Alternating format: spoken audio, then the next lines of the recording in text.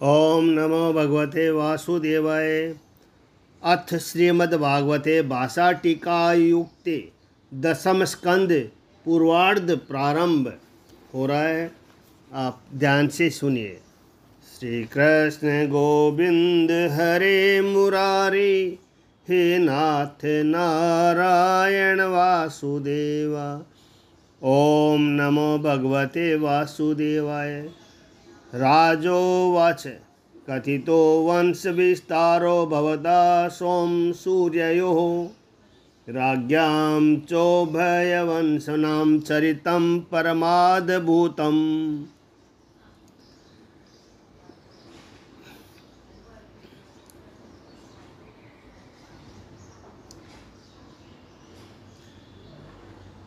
हे मुकुंद गोविंद हरि नंदन घनश्याम, चरण शरण मोहि राखिए कृपा सिंधु सुखदाम। पूर्ण दशम स्कंद में कियो कृष्ण ज्ञान, सो नवे अध्याय करी कीन्यो सकल बखान। तहाँ प्रथम अध्याय में कंस आपनो काल, सुने देव की सांबुत तब हने तासु 60 बाल। श्री सुखदेव जी से राजा परीक्षित बोले कि हे दीन दयालो, आपने प्रथम नवम स्कंद में चंद्रवंश और सूर्यवंश में जो नामी राजा हुए, उन दोनों वंशों के सब राजाओं का अति विचित्र चरित्र विस्तार सहित वर्णन किया। हे मुनिवर, धर्मशील महाराज यदु का वंश भी विस्तार पूर्वक आपने अच्छी रीति से कहा, परंतु अब दया करके वह कथा कहो जो महाराज यदु के वंश में बलराम जी के साथ परिपूर्ण रूप से अवतार धारण करके संसार के सुख देने को जो अद्भुत लीलाएं भगवान वासुदेव ने की, उनको विस्तार सहित हमारे सामने वर्णन कीजिए।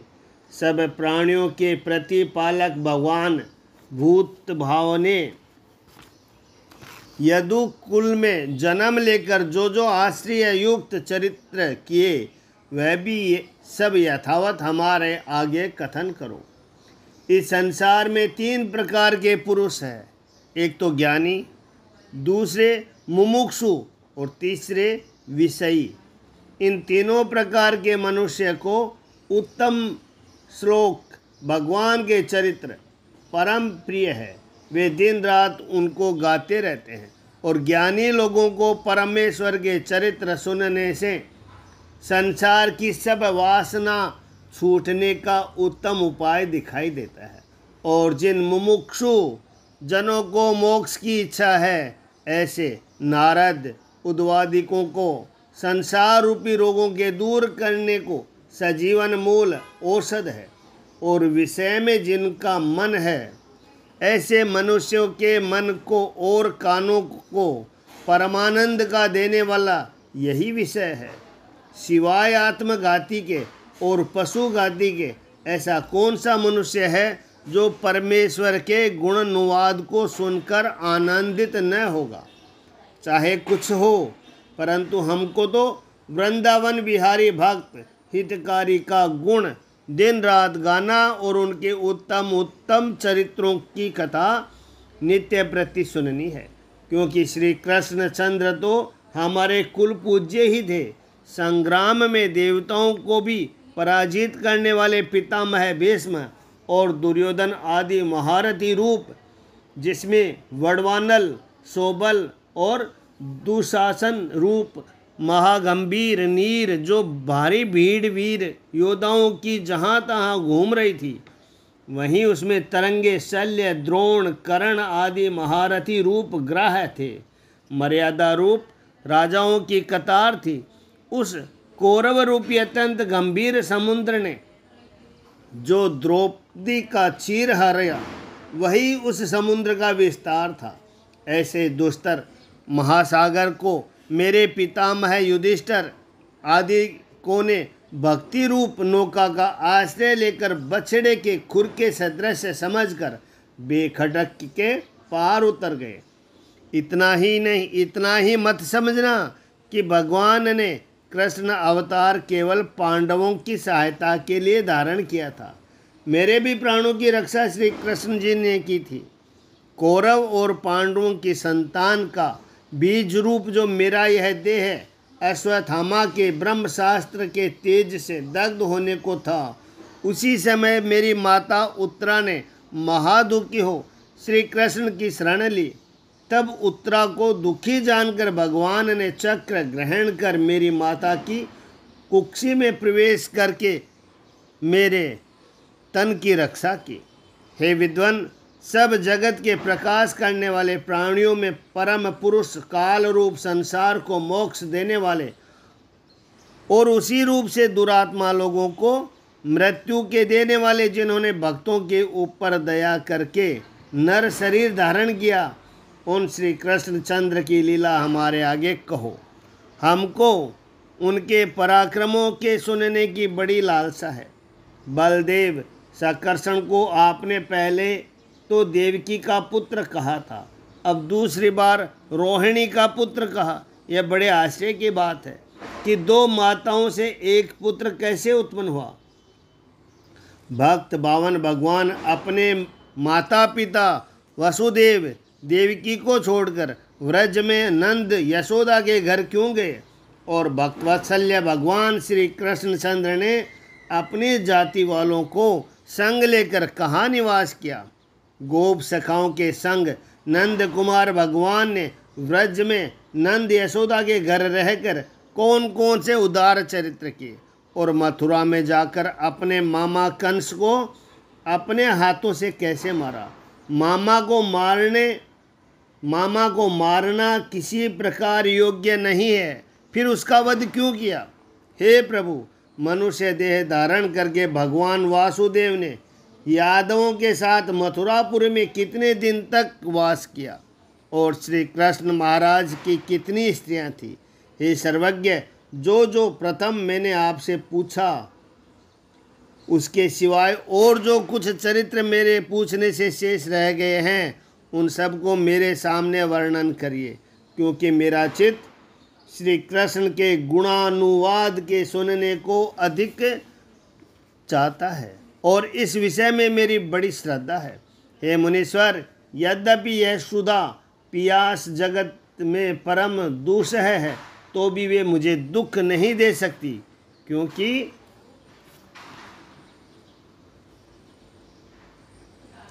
आपके मुखारविंद से जो भगवान की अमृत रूपी कथा का अमृत टपकता है, उसको पीता हूँ। उसके पीने से मुझको भूख प्यास की कुछ बाधा नहीं होती। सूत जी बोले कि हे भृगुनंदन सौनक जी, इस प्रकार भागवतों में मुख्य श्री सुखदेव जी महाराज ने यह उत्तम प्रश्न सुनकर राजा परीक्षित की प्रशंसा करके कलयुग के पापों के नाश करने वाले श्री कृष्णचंद्र का चरित्र कहना आरंभ किया। और प्रश्नकर्ता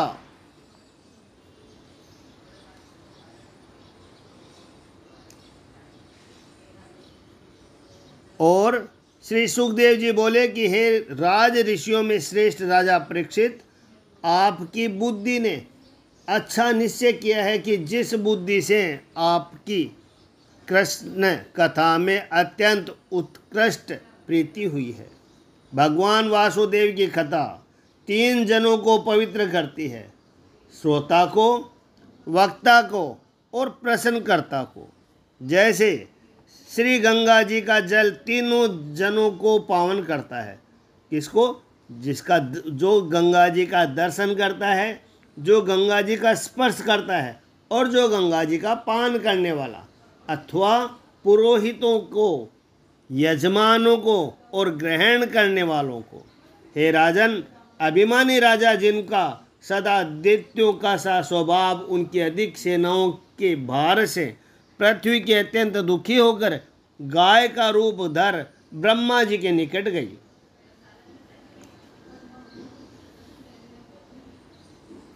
हे राजन, शरीर जिसका क्षीण, मन मलिन, जिनको देखकर सबके मन में दया उपजे, इस प्रकार रामवती डकराती हुई ब्रह्मा जी के समीप जाकर खड़ी हुई और अपना सब दुख उनसे कहा। ब्रह्मा जी पृथ्वी का दुख सुनकर सब देवताओं को और शिव जी को अपने संग लेकर क्षीर सागर के समीप गए, जहाँ विष्णु भगवान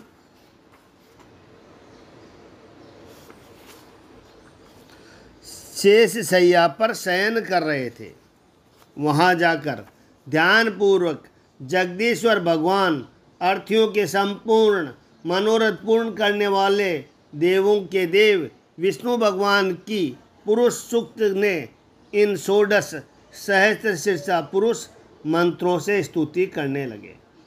समाधि में ही ब्रह्मा जी को आकाशवाणी हुई। उस वाणी को सुनकर ब्रह्मा जी देवताओं से बोले कि हे देवताओं, मुझको श्री नारायण की आज्ञा हुई है, उसको तुम सब लोग सुनो और सुनकर विलंब मत करो, शीघ्र वैसे ही करो। हमारी प्रार्थना से पहले ही भगवान इस पृथ्वी का दुख दूर करने का विचार कर लिया है। अब जब तक सर्वदेवपति भगवान अपनी काल शक्ति से वसुंधरा का भार उतारने के लिए धरणी पर मनुज अवतार धारण न करे, तब तक तुम सब अपने अपने अंशों से यदुकुल में जाकर जन्म लो। वासुदेव देवकी के भवन में साक्षात आदि पुरुष भगवान आकर प्रकट होंगे। उनके संग विहार करने के लिए और अपने हित के लिए देव पत्नी श्री व्रज में जन्म धारण करें। और सहस्त्र मुख वाले स्वयं प्रकाश विष्णु भगवान के अनंत कला से शेष नाग जी महाराज श्री कृष्ण चंद्र के साथ लीला करने के लिए बलभद्र नाम से प्रथम ही वासुदेव जी के घर जन्म धारण करेंगे। फिर देवकी जय बोलो बलभद्र भगवान की जय। फिर देवकी के गर्भ को खींचने के लिए, यशोदा का मोह कराने के लिए सब संसार के मन को मोहने वाले परमेश्वर की माया भी भगवान की आज्ञा को मानकर अपने अंशों सहित यशोदा के भवन में उत्पन्न होंगे। श्री सुखदेव जी बोले कि इस प्रकार प्रजापतियों के पति ब्रह्मा जी ने देवताओं को आज्ञा दी और पृथ्वी को समझा बुझाकर आप अपने ब्रह्मलोक को चले गए। यदुपति सूरसेन पहले मथुरापुरी में बसता हुआ माथुर, सूरसेन आदि देशों को भोगता रहा। यह मथुरापुरी सदा से यदुवंशियों की राजधानी थी और इसी मथुरापुरी में श्री कृष्ण भगवान सदा विराजमान रहते हैं। कंस की अनीति से उग्रसेन अत्यंत दुखी रहते थे और उग्रसेन का भ्राता जो देवक था, उसकी कन्या देवकी जब विवाह के योग्य हुई, तब उसने उग्रसेन और कंस से पूछा कि इस लड़की का विवाह किसके साथ करें। कंस बोला, आजकल यदुवंशियों में सूरसेन बड़ा तेजस्वी और प्रतापी राजा है, उनके पुत्र वसुदेव के साथ इसका विवाह कर दो तो अच्छा है। देवक ने उसी समय एक ब्राह्मण को बुलाकर शुभ लगन निश्चित कर राजा सूरसेन के घर टीका भेज दिया। सूरसेन बड़ी धूमधाम से बारात सजाकर सब देश के नरेशों को संग ले सब यदुवंशी मिल मथुरापुरी में वसुदेव जी का विवाह के लिए वासुदेव जी को विवाह के लिए गए। जब बारात मथुरा के समीप आई, तब उग्रसेन, देवक और कंस अपनी सेना संग ले आगे आए। आदर सत्कार से अगोनी कर बारात को नगर में लाए और सुंदर जनवासा दिया। फिर सब जनों को अच्छे अच्छे भोजन जिमाए और वेद विधि से देवक ने वासुदेव को कन्यादान दिया और बारात को विदा किया। सूरसेन का पुत्र वसुदेव अपनी विवाहिता स्त्री देवकी के साथ अपने घर जाने को रथ पर बैठे और उग्रसेन का पुत्र कंस अपनी भगिनी देवकी के प्रसन्न करने के लिए घोड़ों की रस्सी पकड़कर रथ हाँकने को बैठा। उसके संग सैकड़ों रथ रतन जड़ित स्वर्ण के और भी थे। अपनी कन्या पर अत्यंत प्रीति करने वाले देवक ने देवकी को विदा के समय स्वर्ण की माला और रतन जड़ित अंबारी वाले 400 हाथी, 10 सहस्त्र यानी 10,000 घोड़े, 1800 रथ और श्रृंगार सहित सुंदर सुकुमारी को 200 दासी उसकी सेवा के लिए दी।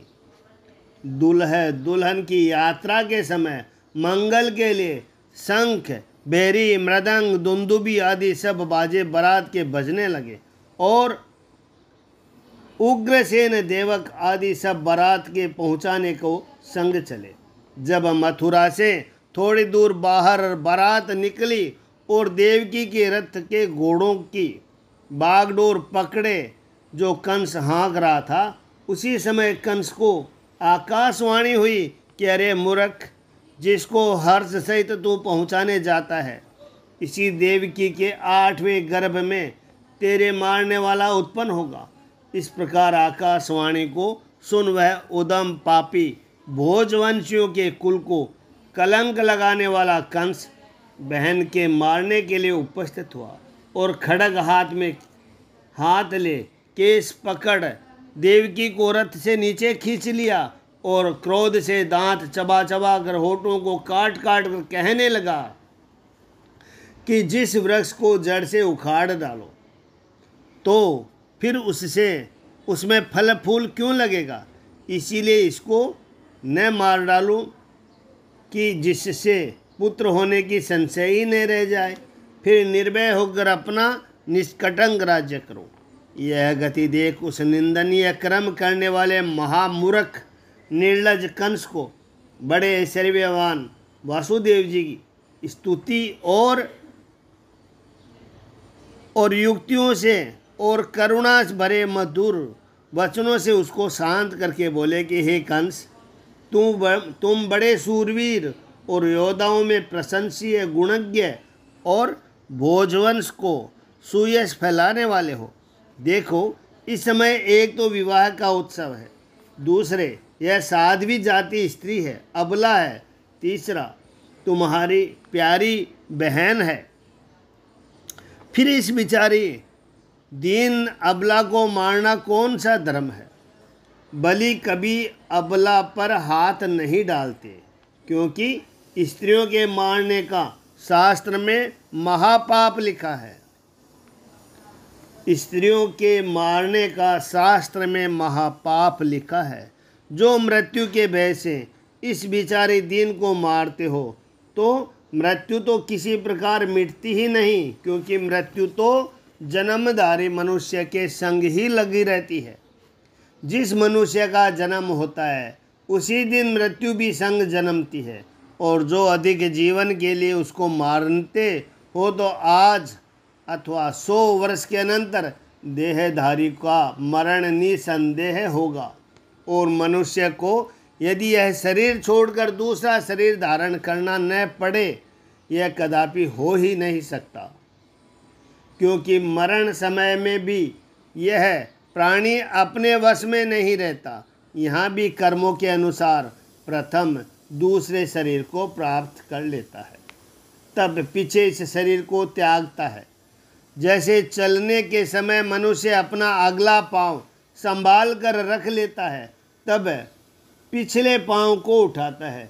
जैसे जोंक चलते समय पहले अगले तृण को पकड़ लेती है, तब पिछले तृण को छोड़ती है, ऐसे ही यह देही जिसमें अनेक प्रकार से संस्कार लगे रहते हैं, जीवात्मा दूसरे शरीर को प्रथम ग्रहण कर लेता है, पीछे पिछले देह को छोड़ता है।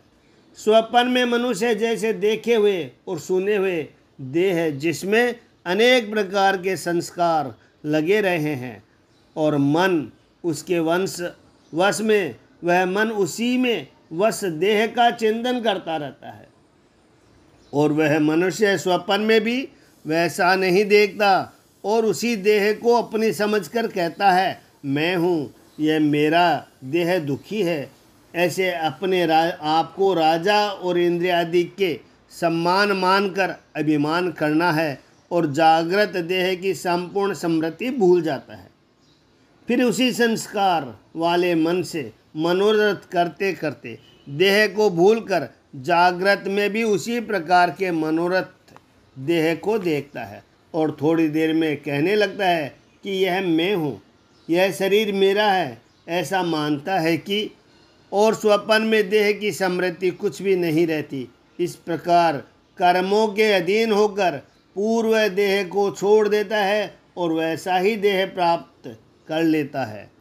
फल के देने वाले कर्मों से प्रेरित विकारों से भरा हुआ जो मन है वह माया रचित पंच महाभूतों के बने हुए मनुष्य, पशु, पक्षी इत्यादि जो शरीर है, जिसकी ओर को दौड़ता है और अभिमान को बांधता है, उस शरीर में जीव को संग लेकर जन्म लेता है।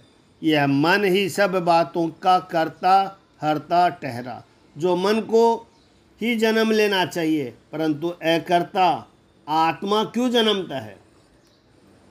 आत्मा उस मन को यह करके मानता है कि मैं हूँ, इस कारण आत्मा उस मन के साथ जन्म लेता है। जैसे सूर्य चंद्रमादिकों का ज्योतिर्मय पदार्थ जल के भरे घटातिक पात्रों में प्रतिबिंब रूप होकर पवन के वेग से कंपायमान प्रतीत होता है, ऐसे ही पुरुष अपनी अविद्या रचित देह में रोग के कारण प्रविष्ट आत्मा विमान करके मोह को प्राप्त होता है। आत्मा में देहादि की भ्रांति होने से जैसे सूक्ष्म और स्थूल देहादि के धर्म आत्मा में दिखाई देते हैं, वैसे ही देहादि के आत्मा की भ्रांति होने से प्रेम पात्रत्व आदि आत्मा के धर्म देहादि के में दिखाई देते हैं। इसीलिए इंद्र और गर्द भादिक के तनु में प्रीति सम्मान होने से मृत्यु से बचने का प्रयत्न वृथा है। इसीलिए अपनी आत्मा का कल्याण करने वाले प्राणियों को चाहिए कि किसी से शत्रु भाव न रखे, क्योंकि शत्रुता करने वाले पुरुषों को दूसरे शत्रु और यम से भी भय होता है।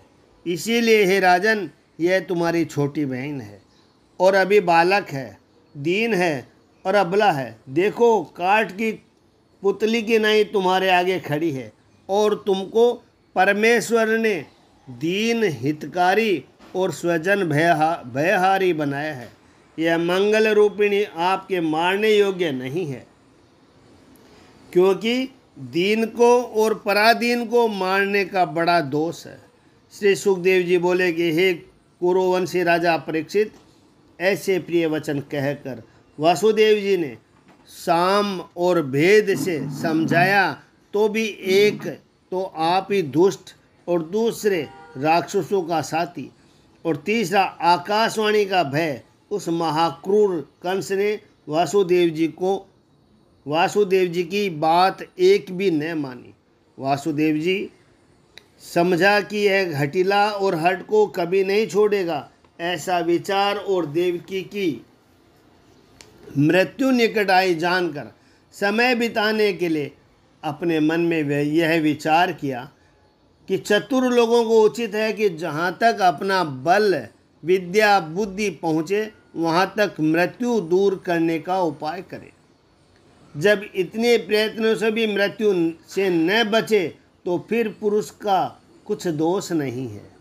इसीलिए इस मृत्यु रूप कंस को देवकी के जो पुत्र होंगे उनके देने का वचन देकर किसी प्रकार पहले तो इस दीन देवी के प्राण बचाऊं। कदाचित कोई कहे कि पुत्र दे के देवकी के प्राण बचाए, यह तो बड़ी अनीति है। यह तो बड़ी अनीति है नहीं। समय का टाल देना बड़े चतुरों का काम है। जब देवकी के पुत्र होगा उस समय देखा जाएगा। अभी तो किसी प्रकार यह जीती बचे, न जाने बालक के जन्म होने से पहले यह दुष्ट कंस ही मर जाए। तो फिर कुछ किसी बात का खटका ही न रहे, कदाचित इसके पुत्र ही न हो, और जो पुत्र हो और कंस दया करके उसको न मारे तो अवश्य ही मेरा पुत्र कंस को मारेगा। और जो यह उल्टी बात न हो और कोई कहे कि तुम्हारा पुत्र बालक इस तरुण कंस को कैसे मार सकता है, तो आप ही वासुदेव जी अपने वचनों का समाधान करते हैं कि विधाता की गति किसी के जाने में नहीं आती। जो प्राणी मरने के योग्य है वे नहीं मरते, और जो मरने के योग्य नहीं है वे मर जाते हैं। देखो, जब वन में आग लगती है तो जो वृक्ष जलने वाले नहीं वे समीप के बच जाते हैं, और जो जलने वाले दूर के होते हैं वे जल जाते हैं। जैसे गांव में अग्नि के पास के घर जलने से रह जाते हैं और दूर के जल जाते हैं। इस बात पर एक यहाँ पर कहानी है, दृष्टांत है कि एक सेठ जी मंदिर में बैठे हनुमान जी की पूजा कर रहे थे। उसी नगर में आग लगी और सैकड़ों घरों को फूंकती फांकती सेठ जी के निकट पहुंच गई। तब तो सब लोगों ने सेठ जी से जाकर कहा कि आग आपके घर के समीप आ गई है, शीघ्र पूजा छोड़ कर चलो। कुएं से पानी के 10-20 घड़े भरकर रखो, जब घर घर आग आ जाएगी तो पानी कहाँ? सेठ जी बोले कि जिसकी हम पूजा करते हैं क्या वह आग नहीं बुझा सकते, और वह हमारे घर को नहीं बचा सकते? हमको कुछ प्रयोजन नहीं, जिसका घर होगा वह आग आप बुझा लेगा। तब उसका नाम पवन पुत्र तो क्या उसके पिता को नहीं समझा सकता, जिसके लिए हम बरसों से तन मन लगा रहे हैं, क्या वह एक घड़ी को भी हमारे काम नहीं कर सकता? मुझको पूर्ण विश्वास है कि वह मेरा कार्य सिद्ध करेगा। उसी समय पुरवाई पवन से पछाइयाँ पवन हो गई और सेठ जी का घर छोड़कर पवन पीछे को लौटी और सैकड़ों घर फूंक दे। देखा किसी किसी के आशा थी और कौन कौन से घर जले हैं। ऐसे ही प्राणियों के जन्म और मरण के कारण भी विचार में नहीं आता। जय हो हनुमान जी महाराज की जय। श्री सुखदेव जी बोले कि हे राजा परीक्षित, जहाँ तक अपनी बुद्धि पहुँची वहाँ तक वसुदेव जी ने विचार करके बड़े प्यार से कंस को आदर सत्कार किया। कंस को विश्वास दिखाने के लिए वसुदेव जी लोक रीति के सदृश प्रफुल्लित मुख कमल से महाक्रूर निर्लज कंस के सामने मुस्कुरा कर बोले, परंतु मन तो अत्यंत ही दुखी था।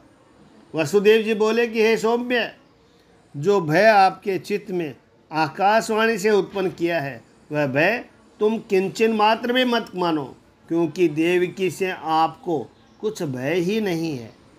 इसके पुत्रों से कुछ भय है, वह भय मैं आपका दूर कर देता हूँ।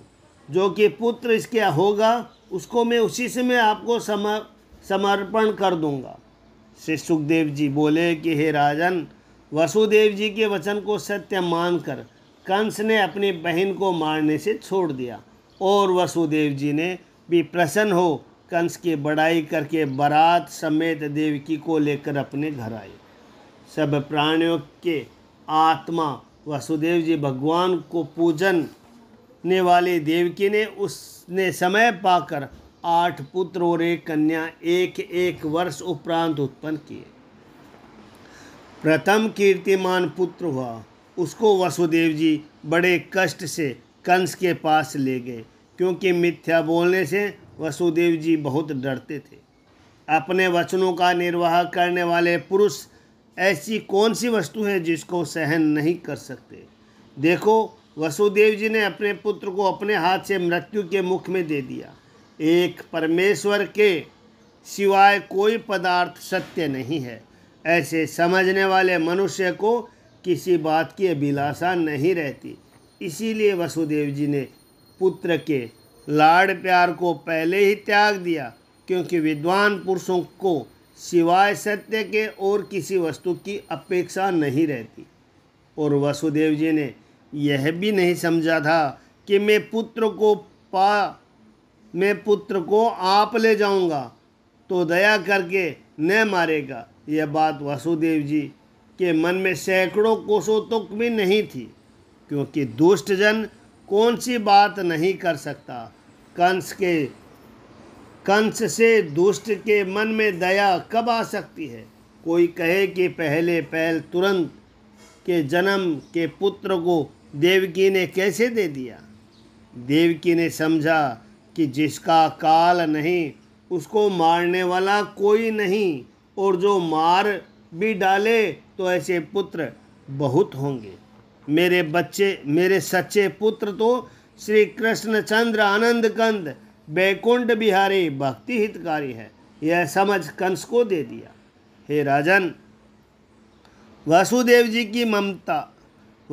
जी की समता और सत्यता देखकर अत्यंत प्रसन्नता से कंस बोला कि इस बालक को अपने घर फेर कर ले जाओ, क्योंकि इससे मुझको कुछ भय नहीं है। तुम्हारे 8वें पुत्र से मेरी मृत्यु निश्चित है। बहुत अच्छा। यह कह वासुदेव जी पुत्र को लेकर अपने घर को चल दिए, परंतु कंस के वचन का कुछ विश्वास नहीं किया, क्योंकि कंस क्षणिक बुद्धि है, उसका मन उसके वश में नहीं है। अभी फेर दिया है, थोड़ी देर में फिर मांग ले। जब यह बात नारद जी ने सुनी कि वसुदेव जी का पुत्र कंस ने फेर दिया, उसी समय आकर कंस से कहने लगे, व्रज में नंद जी आदि से लेकर जो गवाले हैं और वसुदेव जी आदि लेकर वासनिक यादव और देवकी के आदि से लेकर यादवों की स्त्री, ये जो तुम्हारा समीपवर्ती है, हे कंस, यह संपूर्ण वसुदेव जी और नंद जी के वंश में जाति बंधु सूर्योदय सब देवता ही आकर प्रकट हुए हैं। पृथ्वी पर जो दैत्य लोगों का भार बढ़ा है, उसके उद्धार के लिए भगवान ने अवतार लेने के लिए यह उपाय रचा है। वह तुम जान लेना। फिर 8वें लकीर पृथ्वी पर खींचकर दिखाई। इधर से गिनी तो 8 हुई, और उधर से गिनी तो 8 हुई, बीच में से गिनी तो भी 8 ही हुई। तब नारद जी बोले कि 8वें गर्भ इनमें से कौन सा समझना चाहिए। इस प्रकार समझा बुझाकर नारद जी तो चले गए। तब कंस ने यादवों को देवता समझकर और देवकी के 8वें गर्भ में विष्णु भगवान अवतार धारण करके मुझको मारेंगे, यह निश्चय समझकर देवकी और वसुदेव की बंदी घर में बंद कर पाँवों में बेड़ी और हाथों में हथकड़ी डाल दी, और जो इनके पुत्र हुए उन्हें विष्णु भगवान की शंका मंगवा कर मारता रहा। क्योंकि संसार में जो अपने प्राणों की रक्षा करने वाले अभिमानी, घातकी और लोभी राजा है, वे माता पिता भ्राता मित्रों को भी मार डालते हैं। कंस यह भी जानता था कि मैं पहले जन्म में कालनेमी नामक एक बड़ा राक्षस था, और विष्णु की आज्ञा से महावीर जी ने मुझको अपने हाथ से मारा था। अब मैं इस जन्म में कंस हुआ, यह समझकर उसने यादवों से वैर किया। यदुवंशी, भोजवंशी, अंध वंशियों के राजा उग्रसेन अपने पिता को कारागार में डालकर महाबली कंस आप ही सूरसेन देश का राज्य करने लगा। इति श्रीमद्भागवते महापुराणे 10 स्कंद पूर्वार्थ भाषा टीकाया श्री कृष्ण अवतारोपक्रम में श्री कृष्ण जन्म हेतु वर्णम नाम प्रथमो अध्याय। श्री कृष्ण गोविंद हरे मुरारी, हे नाथ नारायण वासुदेवा। ओम नमो भगवते वासुदेवाय।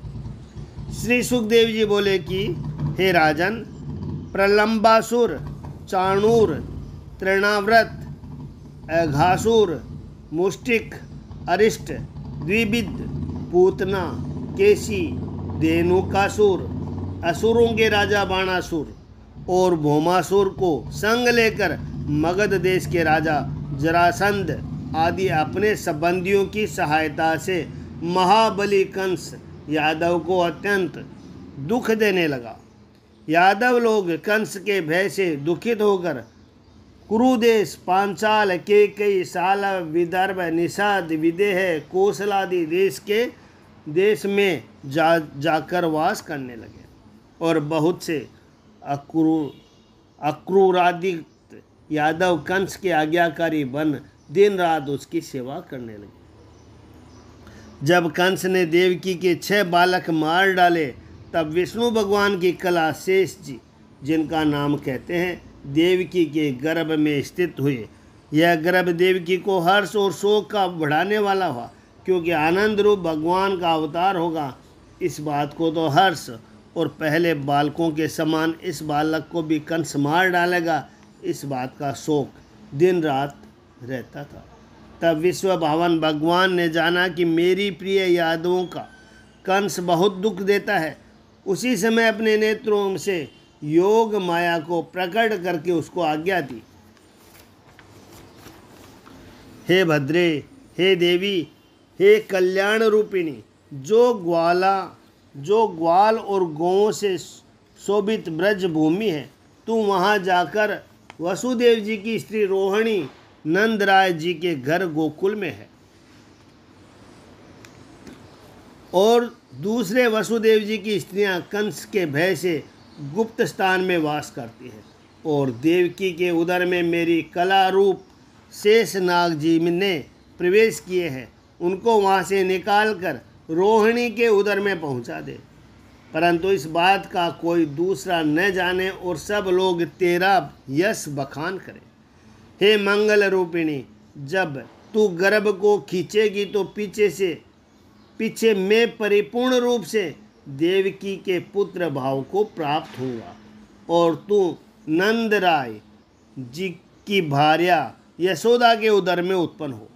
हे कल्याणी, तू पुत्रादिकों की कामना करने वाले मनुष्यों की सब मन कामना पूर्ण करने वाली है और सब संसार के मनुष्य धूप, दीप, फल, फूलादि सामग्री और बलिदान भेंट कर कलयुग में तेरा पूजन करेंगे और तो उनके संपूर्ण मनोरथ को पूर्ण करेंगे। पृथ्वी पर मनुष्य तेरे स्थान, भवन और सुंदर सुंदर मंदिर बनाएंगे और दुर्गा, भद्रकाली, विजया, वैष्णवी, कुमुदा, चंडिका, कृष्णा, माधवी, कन्यका, माया, नारायणी, ईशानी, शारदा और अंबिका इत्यादि नाम धरेंगे। गर्भ के खींचने से संसार के लोग उस बालक का नाम संकर्षण कहेंगे और जगत को रमाने वाले होंगे, अतः उनको राम कहेंगे। महाबलशाली होने से उनका बलभद्र कहेंगे। इस प्रकार भगवान की आज्ञा पाते ही उनकी परिक्रमा दे वचनों को स्वीकार करके पृथ्वी पर आकर वही कार्य किया और मोहनी रूप बन मथुरा में वसुदेव के घर आई और जो गर्भ छिपा कर लाई थी वह रोहिणी के उदर में प्रविष्ट किया। और सब गोकुल वासियों ने यही जाना कि पहला ही आदान है, योग माया का भेद किसी को प्रकट न हुआ। जब पूरे दिन हुए तो श्रावण सुदी 14 बुधवार को बलदेव जी ने गोकुल में जन्म लिया और योग माया ने वसुदेव देवकी को स्वप्न दिया कि मैंने तुम्हारे पुत्र को ले जाकर रोहिणी को दे दिया है, अब तुम किसी बात की चिंता मत करना। यह बात सुनते ही अचानक वसुदेव देवकी को चौंक कर सोते से जगा उठे और देवकी अपने पति से कहने लगी कि यह काम तो भगवान ने बहुत अच्छा कर दिया, परंतु कंस को इसी समय जाकर जता देना चाहिए, न जाने के पीछे वह दुष्ट क्या उपद्रव मचाए। यह सोच समझकर रखवालों को बुला सब वृतांत कह सब वृत्तांत कह दिया। उन्होंने ज्यों का त्यों कंस को जा सुनाया कि हे महाराज, आज देवकी का गर्भ पतित हो गया, बालक पूरा नहीं हुआ। यह बात सुनते ही कंस अकुला कर बोला कि जो कुछ हुआ सो हुआ, परंतु अब आगे तुम 8वें गर्भ की अच्छी चौकसी रखना, क्योंकि मुझको 8वें गर्भ का ही बड़ा खटका है। वह योग माया देवकी के उदर से बालक को ले रोहिणी के उदर में रख आई है। तब सब पूर्वासी मनुष्य पुकार कर कहने लगे कि अब की बार कंस ने अपने बहन देवकी को ऐसे धमकाया है कि उसका गर्भ अधूरा ही गिर गया, बालक पूरा नहीं होने पाया। अपने भक्तों को अभय दान देने वाले विश्वात्मा भक्त भगवान अपनी परिपूर्ण रूप से वसुदेव की मन में आकर प्रकट हुए। जब वसुदेव के मन में भगवान आकर उपस्थित हुए, तब सूर्य के तेज के समान वसुदेव जी में तेज आ गया। उस समय कोई मनुष्य तेज के प्रकाश के कारण वसुदेव जी के सन्मुख न आ सके, ऐसा तेजस्वी वसुदेव जी हो गए। फिर विश्व के कर्ता सर्वात्मा मूर्तिमान, जो कि देवकी के पहले से ही विराजमान थे, उनको वसुदेव जी ने अपने मन से देवकी के मन में विराजमान किया। तब देवकी ने भगवान को इस प्रकार अपने मन से अपने शरीर में धारण कर लिया, जैसे पूरब दिशा सर्व सुखदायक चंद्रमा को परम प्रेम से अपने हृदय में धारण करती है। जैसे घट के भीतर छिपे हुए दीप का प्रकाश नहीं होता, ज्ञानवंचक पुरुषों में छिपी हुई विद्या दूसरे लोगों को आनंद नहीं दे सकती, वैसे ही सारे जगत के निवास स्थान रूप भगवान का निवास स्थान रूप होने पर भी कंस के कैद खाने में बंद होने के कारण देवकी की अधिक शोभा का प्राप्त नहीं होती थी। अजीत भगवान के देवकी के उदर से रहने से कुछ कुछ कांति झलकने लगी। उस कांति ने बंदी ग्रह को प्रकाशवान कर दिया और सुंदर रूप वाली देवकी मंद मंद मुस्कुराकर वसुदेव जी से कुछ कह रही थी। उसी समय वहाँ कंस आ पहुँचा और गर्भ का प्रकाश देखकर कंस अपने मन में कहने लगा कि मेरे प्राणों को हरने वाला हरि रूप सिंह निश्चय ही इसी उदर रूप यम गुफा में आकर बैठा है, क्योंकि पहले इस देवकी को इतना तेज नहीं था। फिर तो कंस अपने मन में अनेक प्रकार के विचार करने लगा कि अब मैं शीघ्र इसके लिए क्या उपाय करूं। यह तो देवताओं का कार्य करने को आ ही पहुंचा। अब सब प्रकार से मुझको निश्चय होता है कि यह अवश्य मुझको मारेगा। अब जो इस समय देवकी को मैं मारता हूँ तो संसार में बड़ा अपयश होगा, क्योंकि एक तो स्त्री की जाति, दूसरी मेरी बहन और उस पर भी फिर गर्भिणी। जो मैंने इसको मार डाला तो सब संसार में मेरी अपकीर्ति होगी। दूसरी, लक्ष्मी और आयु का नाश हो जाएगा, क्योंकि महात्माओं के मुख से मैंने ऐसा सुना है, जो मनुष्य संसार में दुष्टता करता है वह जीते जी ही मृत के समान है, और उसके सम्मुख ही लोग बुरा कहते हैं और बारंबार धिक्कार देते हैं। निश्चय वह मनुष्य घोर नरक में जाता है। भगवान वासुदेव से वैर बांधकर पाप रूप कंस आप मरने को स्वतंत्र था, तो भी इसे घोरतम स्वभाव से आप ही निवृत्त हो भगवान के जन्म की बाट देखने लगा। जब बैठते उठते सोते जागते भोजन करते और पृथ्वी पर विचरते इंद्रियों के ईश्वर भगवान को ही चिंता में रहता था और सब जगत को भगवत रूप ही देखता था। इतने में ही ब्रह्मा, महादेव, नारद आदि मुनि और ऋषियों समेत देवता और गंधर्व लोग वहां आकर गर्भ में ही सर्व कामनाओं के पूर्ण करने वाले भगवान वासुदेव की मधुर वाणी से स्तुति करने लगे। आप सत्य संकल्प और सत्यपरायण हो। भूत भविष्य वर्तमान तीनों कालों में पृथ्वी जल पवन तेज आकाश इन पंचभूतों के कारण रूप हो और पंचभूतों के विनाश होने के समय आप ही अपशिष्ट रहित हो, समदृष्टि हो और मनोहर वाणी प्रवर्त और ज्ञानियों की प्रेरणा करने वाले सत्य रूप आप ही हो। हे नाथ, हम सब आपकी शरण में आए हैं। एकायनोऽसो सत्यव्रतं सत्यपरं ऋषत्यं सत्यस्य योनि निहन्तिं च सत्ये सत्यस्य सत्यरिति सत्यनेत्रं सत्यात्मकं त्वां शरणं प्रपन्ना।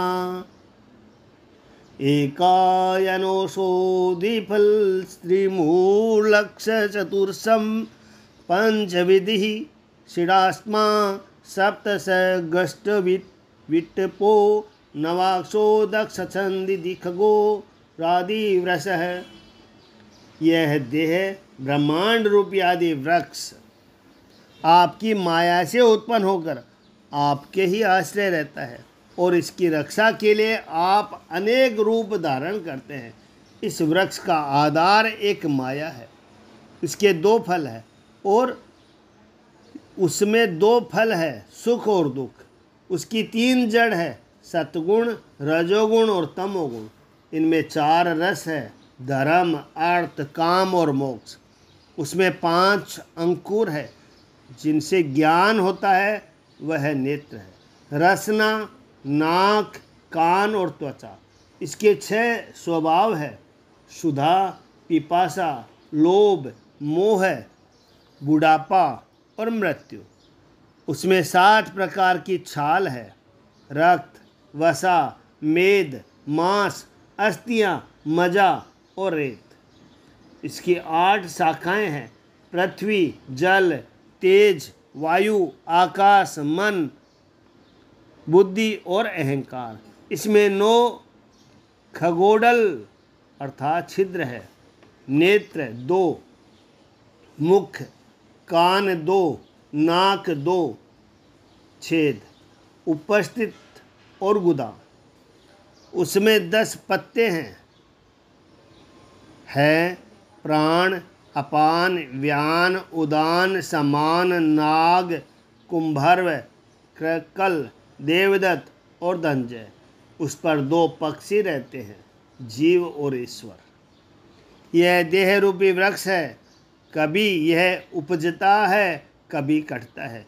ऐसी यह देह कभी जन्म लेता है कभी मरता है। इस संसार में उत्पत्ति पालन संहार करने वाले आप ही हो। यह जगत आपसे भिन्न नहीं है, आपकी माया के वशीभूत हो। जिनके चित्त भूले रहे हैं वे लोग जगत को आपसे भिन्न देखते हैं, आपको नाना प्रकार का जानते हैं और जो ज्ञानी पुरुष है वे आपको एक ही रूप मानते हैं। हे प्रभु, यह रूप जो आप हो, ब्रह्म बनकर जगत को उत्पन्न करते हो, विष्णु बनकर रक्षा करते हो और शिव बनकर संहार करते हो। सद्गुण से संयुक्त सत्य पुरुषों को सुख देते हो और अधर्मियों को दंड देने वाले जो रूप है उनके लिए उनको धारण करते हो। हे कमल लोचन, समस्त जीवों के जीवन आधार आप ही हो।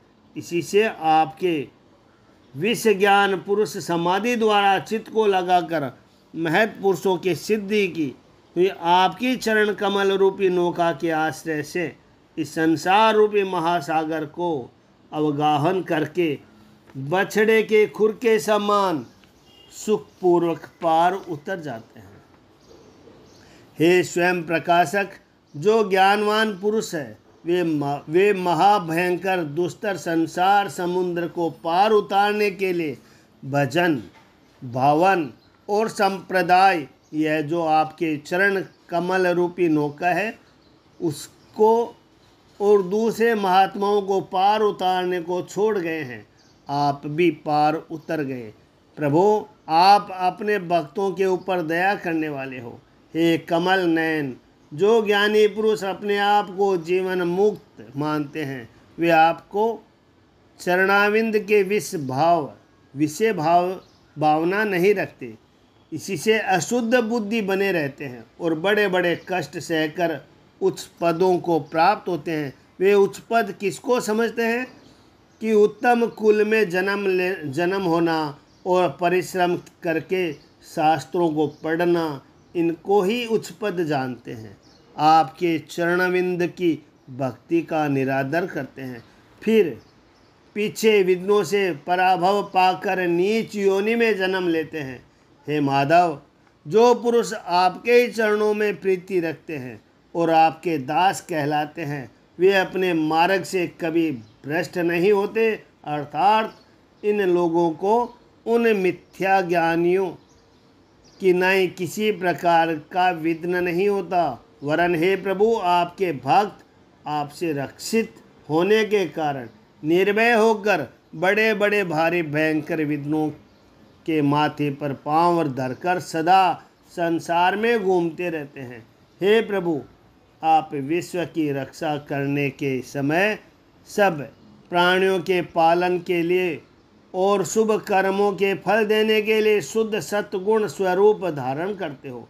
जिस स्वरूप से ब्रह्मचारी वेद पाठ से, गृहस्थ क्रम योग से, वानप्रस्थ से, तपस्या से, सन्यासी समाधि से सब अपनी अपनी प्रीति से आपका पूजन करते हैं। हे प्रभु, यदि आप संसार में अवतार न लेते तो आपका पूजन बनना भी कठिन था, क्योंकि आपके सुंदर स्वरूप की मूर्ति में भक्तों का मन लगा रहता है। हे विधाता, आपका सद्गुण मूर्तिमान सुंदर स्वरूप प्रकट न होता तो अज्ञान का नाशक विज्ञान जो आपका प्रेरणा किया हुआ है, बुद्धि आदिक गुणों को प्रकाशित करता है, वह कैसे होता। और आप ही सब प्रकार से उन गुणों के साक्षी है। ऐसे ही इंद्रियों के प्रकाश से आपका स्वरूप का अनुमान होता है, परंतु आपका स्वरूप नेत्रों के द्वारा प्रत्यक्ष देखने में नहीं आता। हे प्रकाशमान, इस विश्व के परिपूर्ण साक्षी आप ही हो। आपके नाम गुण कर्म जन्म करने में नहीं आते, यद्यपि मन वाणी के द्वारा आपके स्वरूप का वर्णन नहीं होता। हे प्रभु, तो भी आपके जो भक्तजन हैं वे ध्यान और उपासना में आपके मनोहर स्वरूप को साक्षात दर्शन करते हैं। हे मंगल रूप, आपके जो मंगल रूप नाम है उनको कानों से सुनते हैं, जिह्वा से उच्चारण करते हैं और दूसरे मनुष्य को सुंदर सुंदर आपकी कथा सुनाते हैं, स्मरण करते हैं और पूजनादिक क्रियाओं में और आपके चरणाविंदों में जिन मनुष्यों का मन लगा रहा है, फिर संसार में उनका जन्म मरण नहीं होता। हे ईश्वर, आपके अवतार लेने से और आपके चरणारविंद पृथ्वी पर रखने से भूमि का भार सब एक बार ही दूर हो जाएगा। यह बड़े आनंद की बात है कि आपके छोटे छोटे चरणविंदा पृथ्वी पर जब पड़ेंगे और उनका हम दर्शन करेंगे तो आप अपने बैकुंठ धाम को जानकर पृथ्वी और स्वर्ग पर कृपा दृष्टि करोगे और उसको हम अपने नेत्रों से देखेंगे। उस समय महामंगल होगा। हे भगवान, आप जो जन्म रहित हो, आपके जन्म लेने का कारण सिवाय क्रीड़ा और विनोद के दूसरा और कोई हमारी समझ में नहीं आता। हे नित्य मुक्त, प्राणियों को भी जन्म मरण और पालन केवल आपके स्वरूप को न जानने से होता है। यह अविद्या ही जन्म मरण का मुख्य कारण है। हे भक्तवत्सल्य, मत्स्य, हयग्रीव, कच्छप, वाराह, नरसिंह, हंस, रामचंद्र, परशुराम, वामनादि रूप धरकर आपने जिस प्रकार त्रिलोकी की और हम लोगों की पहले रक्षा की थी, उसी प्रकार अब सब पृथ्वी का भार उतारो। हे बैकुंठ बिहारी आपको बारंबार नमस्कार। हे बैकुंठ बिहारी आपको बारंबार नमस्कार। अब सब देवकी से कहते हैं कि हे माता, हमारा कल्याण करने के लिए साक्षात परम पुरुष भगवान अपने परिपूर्ण रूप से तुम्हारी कोख में आए हैं। यह आनंद हुआ। हम निश्चित रूप से कहते हैं कि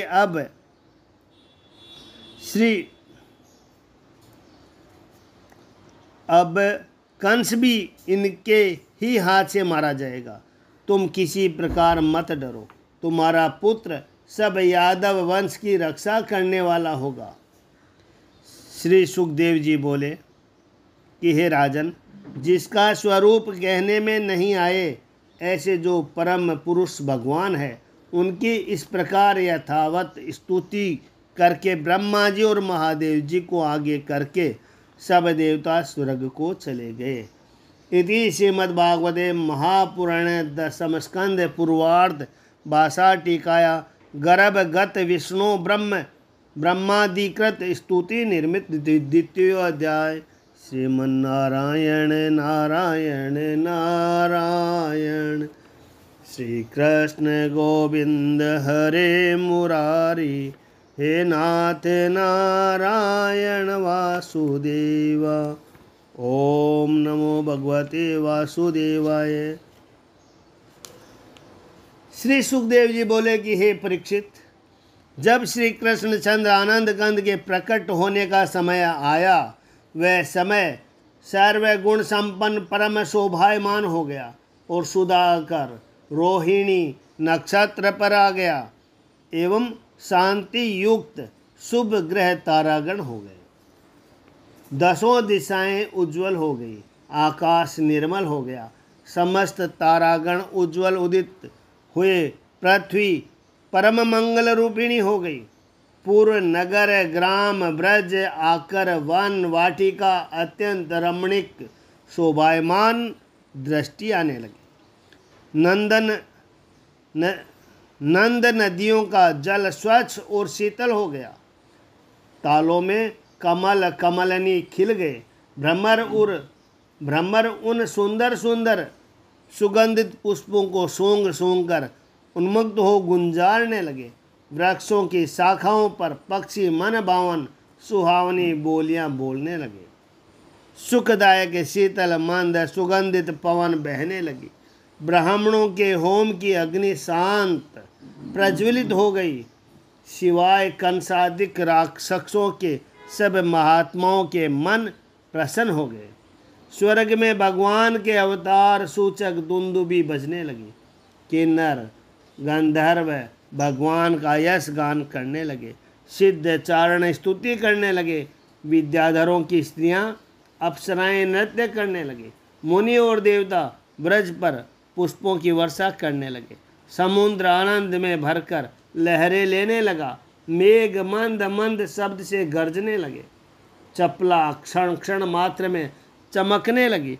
इस प्रकार भादोवदी अष्टमी बुधवार रोहिणी नक्षत्र में आधी रात के समय देव रूपिणी देवकी की कोख में सर्वांतर्यामी भक्त भावन भगवान साक्षात अपने रूप में प्रकट हुए। जैसे आधी रात के समय पूर्व दिशा में पूर्णिमासी का चंद्रमा उदित होता है। जब लोग कृष्ण भगवान की जय। श्री कृष्ण गोविंद हरे मुरारी, हे नाथ नारायण वासुदेवा। श्री कृष्णचंद्र भगवान की जय। कमल सदृश नेत्रों वाले चार भुजा धारण के शंख चक्र गदा आयुध उठाए शिवत्स चिन्ह धारण किए गले में शोभा वाली कौस्तुभ मणि धारण किए पीताम्बर धारण किए सघन श्याम मेघ के सदृश महंगे मूल्य की वैदुर्य मणि से जटित मुकुट कुंडलों की कांति करके दिदीप्यमान केश धारण किए सुंदर कांची बाजूबंद कंकण आदि को करके शोभायमान ऐसे अद्भुत बालक श्री कृष्ण को वसुदेव जी देखते भये। विष्णु भगवान को अपना पुत्र जान आश्चर्य से वसुदेव जी के नेत्र प्रफुल्लित हो गए और मन में धैर्य धर उसी समय 10 सहस्त्र गोदान का मानसिक संकल्प ब्राह्मणों को देने के लिए किया।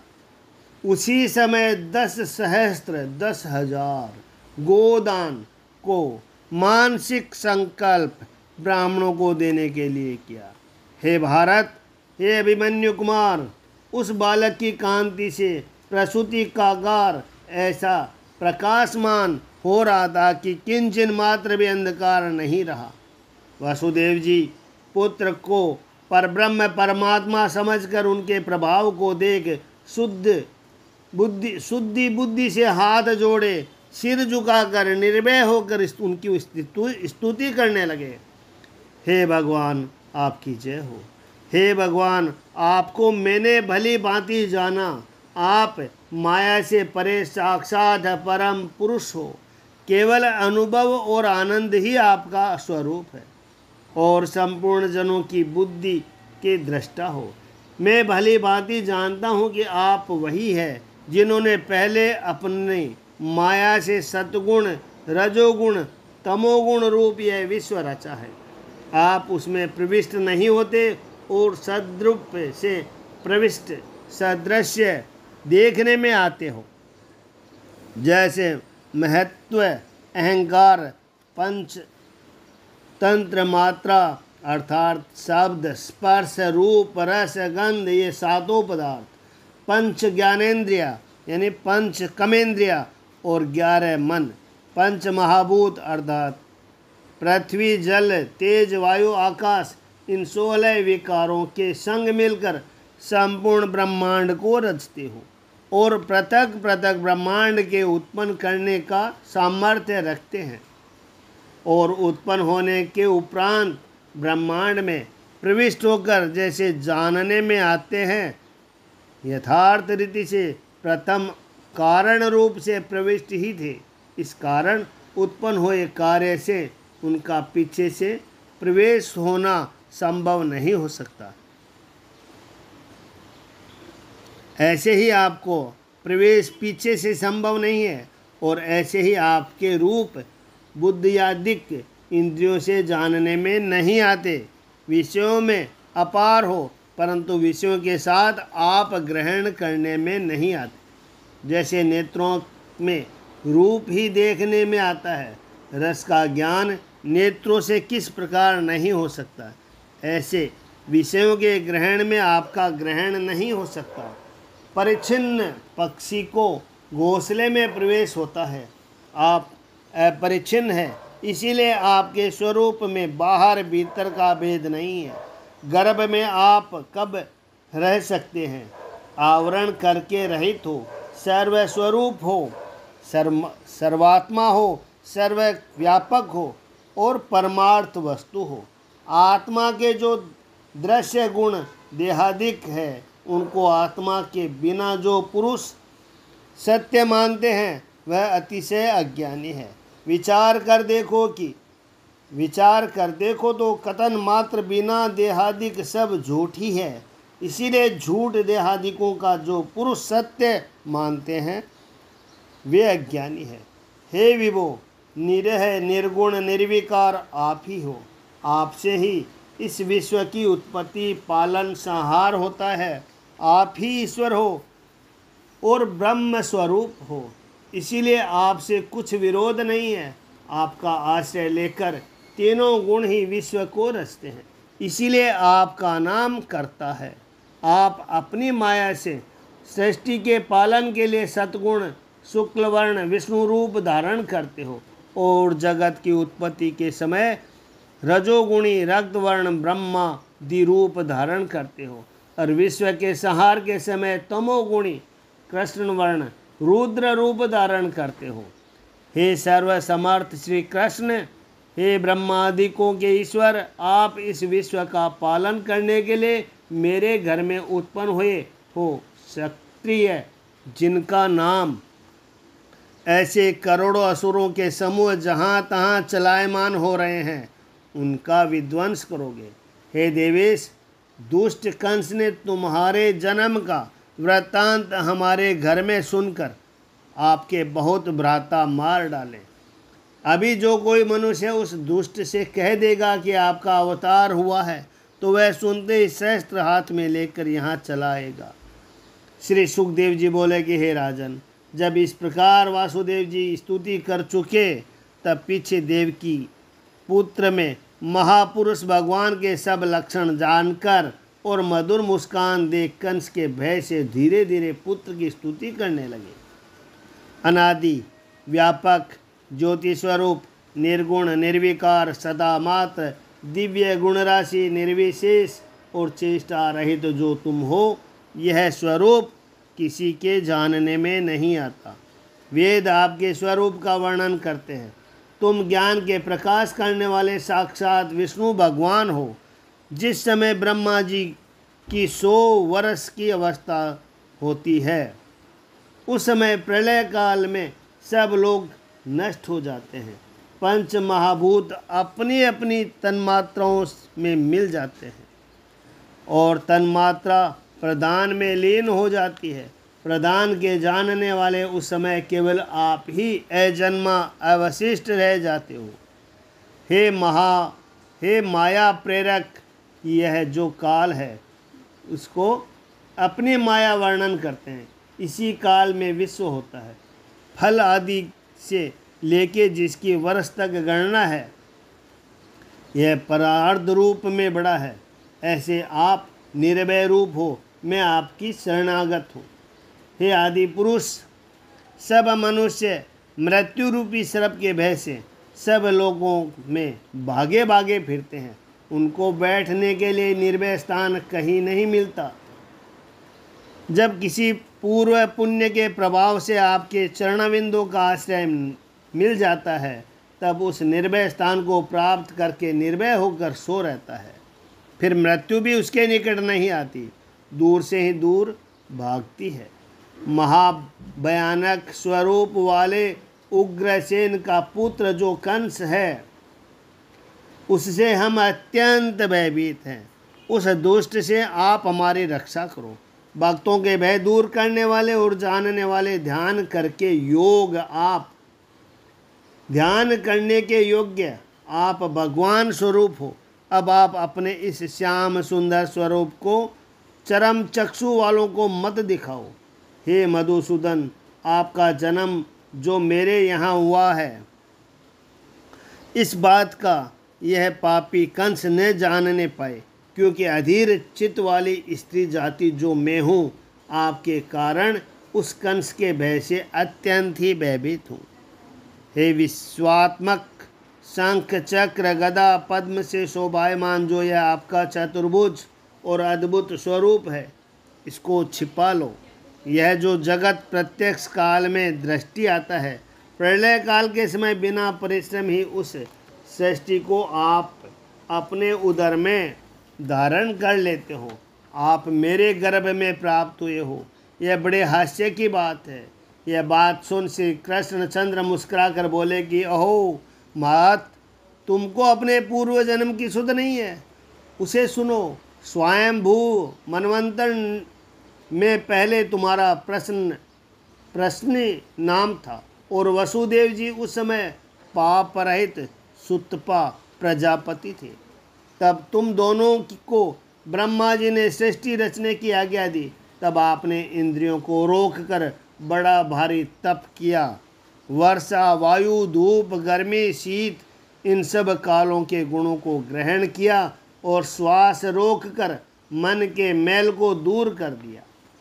सूखे पत्र और पवन का भोजन करके वर्षों तक रहे और मुझसे वरदान प्राप्त करने के मनोरथ से आप दोनों जन शांति चित हो मेरी आराधना करने लगे। हे माता, तुम दोनों जनों ने मुझसे चित लगाकर बड़ा भारी तप किया। करते करते देवताओं के 12 सहस्त्र वर्ष बीत गए।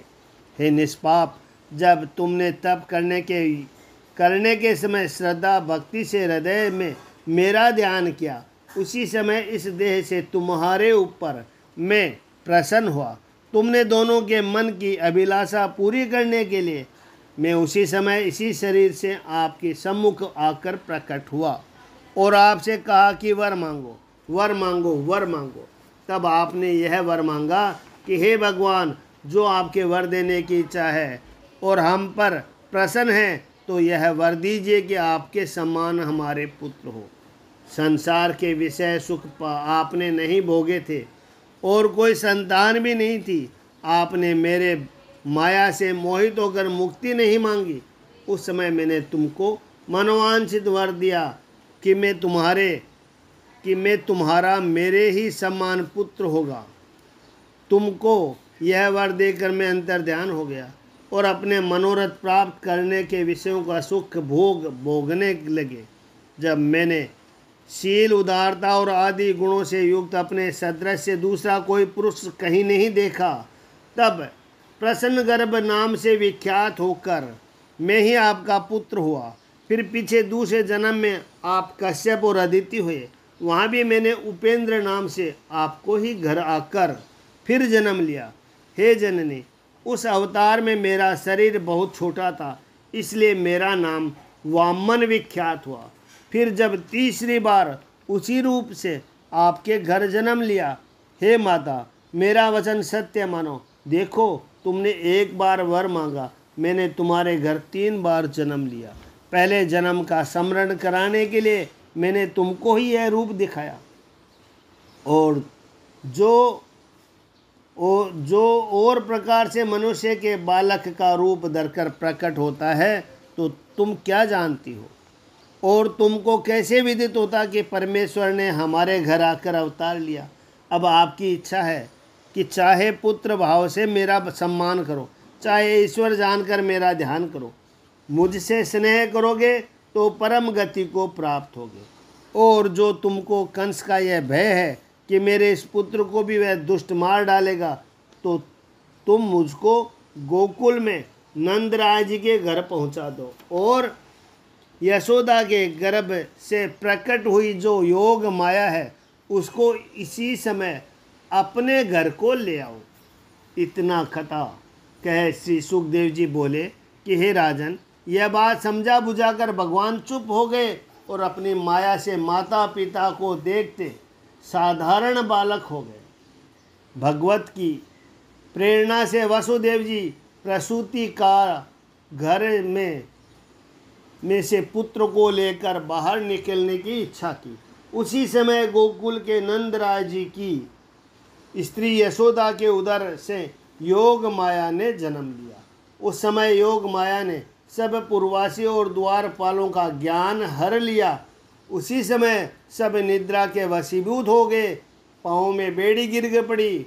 जब श्री कृष्ण को लेकर वसुदेव जी चले, तब द्वारों के बड़े बड़े जो किवाड़ थे, उनमें जो लोहे के भारी भारी संकलें पड़ी थी और ताले लग रखे थे, वह सब आपसे आप खुल गए। जब जैसे सूर्य नारायण के उदय होने से सर्वत्र अंधकार दूर हो जाता है और मंद मंद शब्द से मेघ गर्ज गर्ज कर बरसने लगे। आधी रात साय साय कर रही थी, अंधेरी झुक रही थी, मार्ग दिखने में नहीं आता था। कभी कभी बीच बीच में बिजली चमक जाती थी, उसके आश्रय से धीरे धीरे चले जाते थे, परंतु वर्षा इनके ऊपर नहीं होती थी, क्योंकि पीछे पीछे शेष जी महाराज फण रूप छत्र छाया से जल का निवारण करते थे। उस समय मेघों के वर्ष ने यमुना ऐसी चढ़ा रही थी कि कोसों तक जल ही जल दिखाई देता था। पवन के वेग से जल में ऊंची ऊंची तरंगें उड़ती थी और जल के घरघराहट शब्द दूर तक सुनाई देता था। उस गंभीर नीर में महाभयानक सैकड़ों भंवर पड़ते हैं।